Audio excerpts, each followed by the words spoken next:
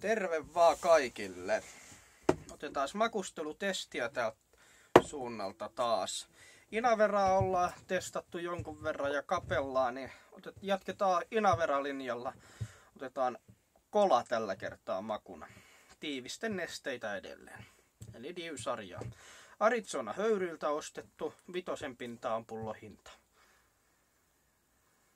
Tuoksu on sitruunainen kola. Aika vahva sellainen sitruunahapon tuoksu tulee tuolta läpi. Tuossa mulla on valmiina nesteenä sekoitettuna PG-VG-suhde on 50-50. 10 makuprossalla ja niksalla. Pitäisikö sitä lähteä trippailemaan ja maistelee miltä neste maistuu. Aloitellaan vaikka, kun saadaan pullo ekana auki, niin 3 tipalla. Nemesis on pohjalaitteena edelleen, niin kuin aikaisemmissakin videoissa taisi tulla 4, en laskenut tarkemmin. Ja Smokin RDA katepillari on nokalla. Katsotaan mitä neste sanoo.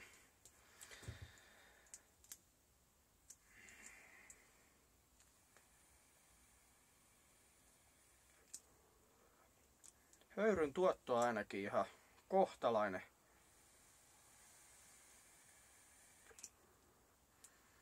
Tai kohtalainen ja kohtalainen, yllättävän hyvä. Vaikka ei niinkään trippalunesteitä olekaan, mutta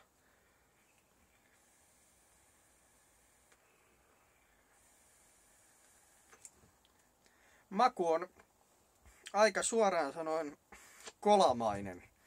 Elikkä ei nyt ihan kokis eikä Pepsi, vaan jos tiedätte SodaStreamin kolan, niin maistuu aika lailla siltä. Elikkä sellainen peruskola on makuna. Erittäin hyvä, kuka vähäkään kolan ystävää on. Aika kurkkutuntumaan aika raastava silti, vaikka joku 10 millin niksat siellä, koska toi tulee sellainen pöllähdys tuota kolan makua ja se on niin raastava verrattuna johonkin miedompaan, esimerkiksi aikaisemmin testattuun vanilja kustardiin, niin se on pirun raastava siihen verrattuna, kun vanilja kustardi on pehmeä makunen.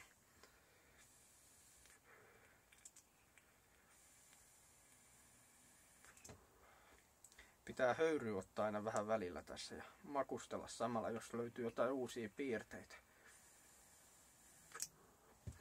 Ei, kyllä tää aivan kola on päästä varpaisiin. Sitten voisi ottaa vielä tähän loppuun. Tuli kokkailtua tuossa äsken nestettä. Yhdistettiin vaniljakiisseli ja kola. Niin katsotaan mitä siitä tulee. Tässä on lavatube pohjana ja Pro-tankki aircapilla varustettua, niin maistellaan vähän sitä.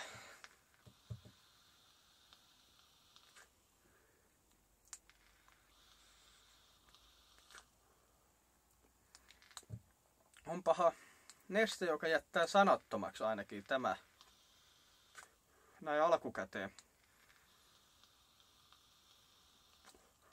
Kyllä. Ekana tulee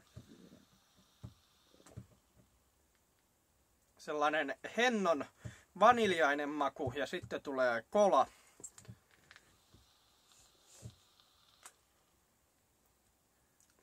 Joo. Ekana tulee hento vanilja ja sitten sellainen voimakas tuulahdus kolaa, mutta se raastavuus on kadonnut kokonaan, kurkun raastavuus, koska nuohan tasapainottavat aika lailla toisiaan, vaikka siinä on 10 niksat, niin kun vanilja on pehmeä ja hempeä makunen ja kola on tollanen ylöspäin pyrkivä, niin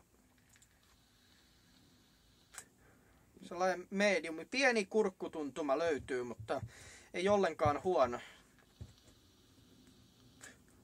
Suosittelen kaikille, ketkä tykkää vähäkään kolan tai vaniljan mausta, niin erittäin Tai perkeleen hyvä. Laitteetkaan ei meinaa pysy pystyssä. Tää pöytä on kai niin helvetin kiaro. Kyllä Maara. Joo, ei siinä varmaan mulla tällä kertaa enempää. Otetaan seuraaviin videoihin ja tunnelmiin, että se on hellurei ja hellät tunteet.